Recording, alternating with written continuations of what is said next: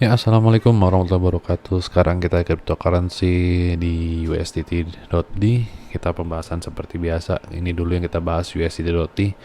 Ini adalah chart yang penting sekarang di point 4.08. Nah, ini lagi mencoba untuk menembus resistance dan kita harap resistance ini akan valid dan tidak akan membuat USDT.D menguat kembali di sini. Dikarenakan apa? Kita sudah dalam continuation downtrend. Kalau misalkan di sini sudah valid, berarti kita satu wave pertama, wave kedua, wave ketiga, dan ini complex correction. Dan setelah itu dia sedang melakukan continuation dari trend utamanya, yaitu dari time frame yang besarnya di daily. Kita dalam keadaan downtrend. Kita hapus dulu semua gambar biar lebih jelas. Lalu di 4 hour kita dalam keadaan juga downtrend. Moving average kita nyalakan. Moving average kita dalam keadaan yang sangat bagus. Dalam keadaannya sudah declining. 3 crossover yang sudah dilakukan kemarin pas down. Dan kemarin kita sudah correction. Kalau misalkan ini sudah cukup di time frame 1 hour, seharusnya sudah menggambarkan kalau ini seharusnya sudah fase downtrend lagi. Namun tidak menutup kemungkinan area resistance ini kembali ditembus dan area retest atasnya ada di level 30 menit. Kita ada time frame resistance atas sebagai seperti ini. Right? Oke, seperti itu. Jadi tetap kita perlu. Jadi kita arahkan seperti ini dari arah top, dan ini adalah swingnya, dan ini baru saja breakout lagi ke atas ya. Setelah breakout lagi ke atas, intinya kita akan langsung retest dulu. Yang ini jangan sampai kita one by one, always step by step kita di atas ini. Jadi walaupun kita 30 menit, kita tunggu dulu apakah ini closingnya ini benar-benar atasnya, bodinya juga masuk di 1 hour juga. Ini kita masih 40 menit lagi, jadi masih banyak waktu, dan kita sekarang tertahannya oleh confluence-nya terhadap di 30 minutes. Kita 15 menit, maaf. 15 menit kita ada area OB-nya. Di area OB dan juga di atas ini masih ada area supply di 15 menit. Yang sudah ditembus ke kemarinnya ada candle wicks di sini, terus kita perbaiki karena dia sudah bikin lower low, berarti kita reduksi lagi, ukurannya kita perbesar. Jadi itu saja sementara, nggak ada yang spesial lagi. Kita di sini juga ada historically-nya support resistance flip, jadinya nggak ada masalah.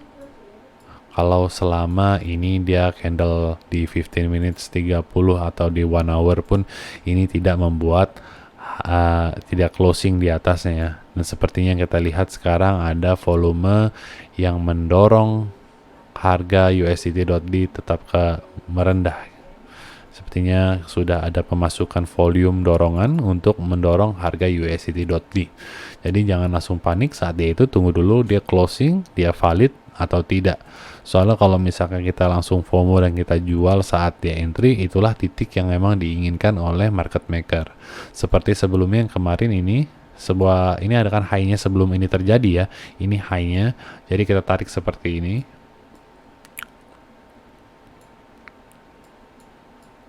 Ya, ini high-nya pertama. Ini belum terjadi. Anggap yang sebelah sini belum terjadi, jadi kita kan dorongnya seperti ini. Ini adalah karena trend line-nya ini bikin higher high-nya di sini. Lalu saat kita tunggu dia close, yang terjadi dia sudah tutup bodinya. Berarti kita asumsikan dia sudah mau ada continuation trend untuk downtrend. Namun ternyata setelah itu dia rebounds dan langsung buat higher high seperti ini. Bisa jadi hal itu akan terulang lagi sekarang, namun tetap semua tren seperti ini tidak akan selalu mengulang terus dan menerus. Kita harus selalu stick to the basic, stick to the plan, yaitu adalah tren tidak bisa ditembus melalui support atau tren tanpa adanya peritesan, dan tunggu semua candle untuk di close sebelum kita membuat keputusan. Seperti time frame 1 hour, kita dalam keadaan yang seperti yang kita lihat di sini, dia mencoba untuk menembus di sini aja 1 jam yang lalu dia mencoba menembus di sini, ada dorongan yang kuat dan ini membuat candle doji. Saat dia ada melakukan uptrend dan membentuk candle doji, berarti sudah mulai ada lawan dari sisi yang lainnya atau sudah pembeli sudah exhaustion. Jadinya saat exhaust, jadi sudah ada buying powernya lagi. Dan ini saat dia bikin higher high lagi, apa yang kita lakukan? Kita buat range baru lagi. Nah, kita update garis trend line-nya, kita update. Dan sekarang yang terjadi adalah dia sedang meretest level resistance yang ada di sini dan dia belum membuat higher high lagi. Ya, dan membuat higher high lagi, dan dia di sini pun sudah, kalau kita bicaranya valid trend yang di sininya saja, apa yang sedang terjadi adalah ini continuation downtrend dan kita harusnya melihat dari sisi supply untuk melakukan lanjutan penjualan. Ya, kalau misalkan ini break, dia berhenti masih di bawah sini saja dan dia continuation ke bawah, kita masih dalam keadaan uptrend di cryptocurrency. Jadi tetap fokus di USDT.D sebagai alat ukur kita apakah cryptocurrency sudah masih mendapatkan tenaga atau tidak. Tetap selalu update ya, ini daily harus diupdate chart ini sebagai kiblatnya traders, sebagai kiblatnya investor ini tetap, karena suatu saat ini langsung menguat, aset-aset cryptocurrency akan langsung melemah secara bersamaan. Seperti Slurf ini nggak usah dibahas di sini, kita bahas yang lain lagi yang kuat seperti ini. Sudah ada alt kuat, alt itu di layer 2 ya. Arbitrum masih segitu-segitu aja, nggak ada sesuatu yang menarik. Myro uptrend, ini meme ya, meme adalah emang lagi keadaan uptrend bagus. PolyX RWA dalam keadaan uptrend namun belum di sini, jadi ada suatu range sekarang di sini. Ingat rules 3 touch, jadi yang pertama high pertama akan dilakukan fake out, lalu second fake out, dan third itu baru kita benar-benar pantau. Bisa aja ini langsung continuation, bisa, namun lebih sering terjadinya adalah fake out dulu. Kalau misalkan dia sudah bikin lembah seperti ini, fake out, dan dia akan langsung pergi lagi ke area support. Jadi kalau misalkan yang pertama fake out itu enak untuk kita melakukan area untuk kita buy di area support seperti ini yang kita harapkan. Kalau misalkan PolyX ada dorongan, kita bisa lakukan beli di sini. Untuk BTC dulu ya, kita lupa belum BTC. BTC juga masih dalam keadaan uptrend ya. Kita harus ingat kemarin uptrend di sini, namun di time frame yang lebih besar lagi seperti yang di sini. Ya, wih, kemana-mana ini? Where is it? Dari sejak dia melakukan fake out 1 kali, 2 kali, dan 3 kali, yang ketiga kali ini emang yang paling, kalau misalkan yang mau bikin 3 kali, sebenarnya bukan hitungannya 3 kali 2 kali, namun ada satu gerakan ya turun yang sifatnya cepat dan tidak terlalu banyak waktu yang dihabiskan, sedangkan dorongan yang kedua itu dia lebih memakan waktu. Seperti ini, dia downtrend ke bawah sini, dia sebesar 1 hari, sedangkan dia datang ke sini sampai sekarang 1 hari di sini kan, sampai sekarang aja masih udah 2 hari. Ini lebih memakan waktu dia untuk turun dan sideways-nya. Kalau kita bahas dari sini pun kita sudah breakdown trendnya, belum breakdown trend ya, kita masih di dalam sign continuation. Kalau misalkan ini masih mau breakdown masih bisa, atau misalkan dia mau continuation di sini, dan ini barulah kita bisa bilang valid kalau misalkan dia sudah breakout di atas 70.666 ini. Dia sudah continuation di sini, baru kita bisa bilang oke, BTC sudah lebih powerful. Ethereum pun masih dalam keadaan downtrend. Ethereum USDT di daily-nya bukan downtrend ya. Kita bilangnya ini adalah sideways. Kita daily pun kita melihat ini adalah gerakan sideways. Tapi namun di intraday kita melihat adanya pergerakan yang dominan lebih turun, condong turun. Jadi ini bisa kita gunakan sebagai alat trading kita kemarin-kemarin ya adalah untuk melakukan sell side di Ethereum kalau menggunakan di pasar futures. Lalu itu Ethereum, LTC, USDT kemarin sudah berada bikin fake out, sepertinya akan melanjutkan continuation sampai ke 98. BNB USDT area buy side-nya sudah di break ya, area supportnya sudah di break di sini. Sudah jelas ini fake out.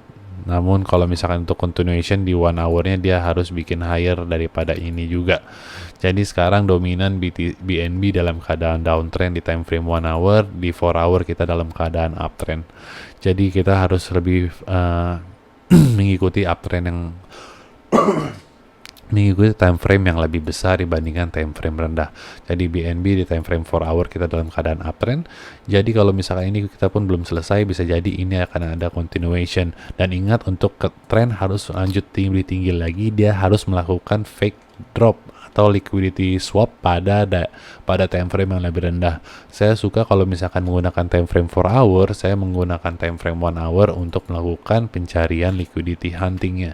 Seperti yang di sini, dia setelah dia melakukan ini kan area support di mana orang-orang melakukan pasang stop loss di bawah sini.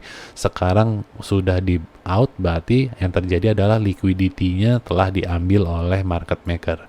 Setelah itu sekarang kalau misalkan dia ini tertahan, ini 4 hour OB, ini 1 hour OB, 1 hour OB negatif.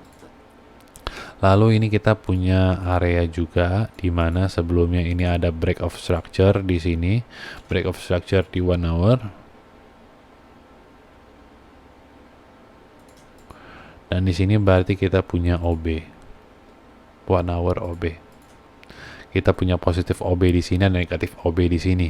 Dan sekarang di time frame 1 hour kita dalam keadaan downtrend, kemungkinan kita akan mencari liquidity hunt yang lebih dalam lagi di sini.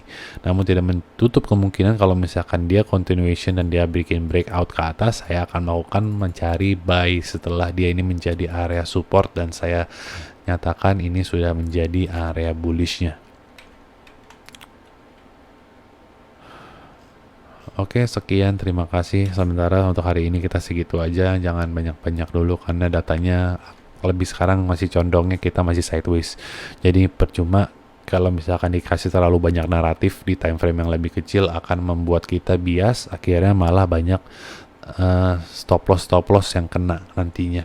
Lebih baik kita looking at the bigger picture kita masih dalam keadaan continuation uptrend pada BNB atau BTC, kita juga bigger picture-nya kita dalam keadaan uptrend. Seperti kita ngambil tarik garis di sini ya. Misal kita ambil tarik garis di sini, kita dalam keadaan uptrend. Ya. Di sini dia mau melakukan sideways dulu sementara, nggak ada masalah.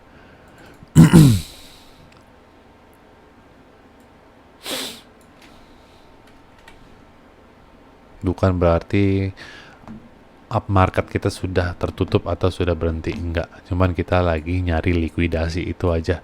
Nyari likuidasi, kalau misalkan bayar kita agresif, kita nggak akan lebih turun lebih daripada 68. Namun kalau kita agresif, sellernya masih agresif atau bayarnya sudah menjadi pasif, kita akan mencari di 67359 ini. Ya, masih banyak dari liquidity dari sell side-nya masih sepertinya masih banyak untuk menjual. Dari buy side-nya juga kita belum melihat ada news atau naratif yang membantu dorongan BTC harga lebih tinggi lagi, dan kita halving kurang lebih 20 hari lagi ya. Masih ada kurang lebih 3 minggu untuk adanya halving. Kita masih ada waktu 3 minggu di mana altcoin masih dibumbui oleh cerita-cerita baik lah. Tetap fokus pertama adalah USDT.D. Ini pantauan kita sementara. Karena kalau misalnya kita tutup semua gambar pun kita bisa melihat ini kita dalam keadaan downtrend, kita dalam keadaan yang sehat. Namun kita butuh namanya confirmation, jangan terlalu buta. Kalau kita ngambil trend line di sini pun bisa juga kita ambil trend line. Apa yang terjadi di situlah area support untuk si USDT.D.